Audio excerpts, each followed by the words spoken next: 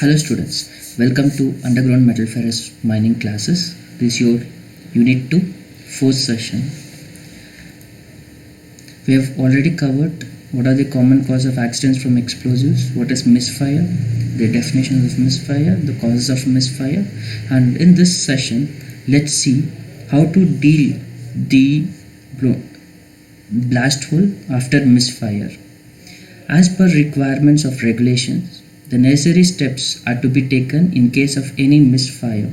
The steps taken are summarized here. The number of shots exploded are counted unless the shots are fired electrically. Unless all shots have exploded, no person is allowed to enter the place of blasting until 30 minutes after the firing the shot in case of fuse blasting. 5 minutes after the blasting cable is disconnected from the exploder in case of electric blasting. In case of misfire, entries to the place of blasting are fenced and the access is stopped. The work of dealing with misfire will only be carried at places. In open cast working, the misfire is marked by red flag around the holes. The second charge of explosives is not placed in the same hole of misfire. The misfire shot containing detonators, lead or fuse are attached by a distinctive mark or a zinc tape for its location hole of misfire. In case of defective cable connections, the same is corrected and the shot is fired. The relieving holes is drilled at 30 centimeters distance to the misfire shot, the same direction and parallel. The relieving holes is charged and fired. The material blasted is carefully searched for unblasted cartridge and detonators of misfire hole. Search is made by hand only. If unblasted cartridges of explosives and detonators are not recovered, the lumps and fine dust are loaded in a separate tub. The tubs are marked as danger. The material is brought on the surface for further search. The material is carefully searched at a separate site for cartridges and detonators. After emptying the tub on ground, if the cartridge and detonator is still not recovered, the material is put in pit and covered on it. In such misfire shot cannot be relieved, the hole will be securely plugged by wooden plug. The plug is signed and dated. If the relieving hole fails to blast, in such cases the second relieving holes will be made and blasted. If the misfire hole cannot be dealt in the shift, the shot firer will give the charge of misfire hole to his blaster. At the end of the shift, the shot firer shall record all the misfire holes with their place of location in pound page put kept for such purpose. He will also record the steps taken to deal with such misfire that has occurred in his shift. He will sign the report recorded by him. Now let's see a general practice of charging a blast hole, and I will teach you how you could deal with misfire once it is blasted.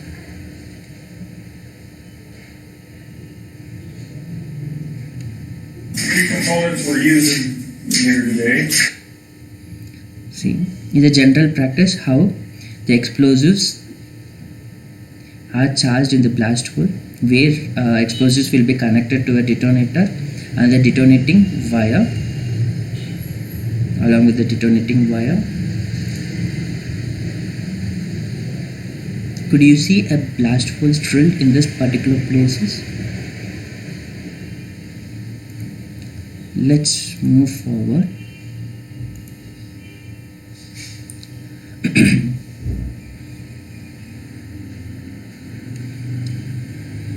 Here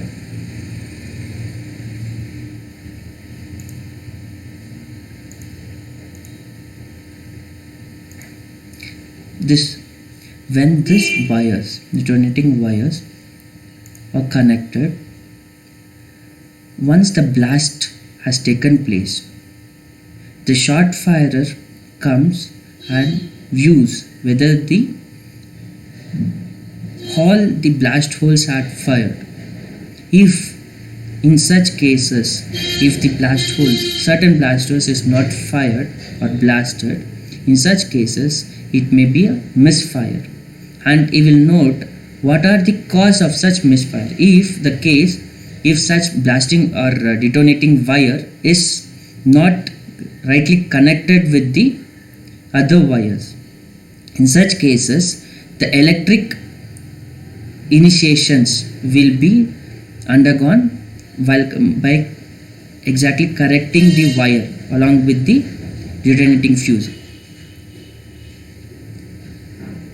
Once, and this number of holes which are misfired has to be noted, and in such cases if there is no any wire available, then by 30 centimeters the another holes has to be drilled parallel to this hole, and this particular hole again it has to be charged in the regular manner and it has to be blasted, right? We have seen this. Okay, let's go forward. What are the tools required for a short firer?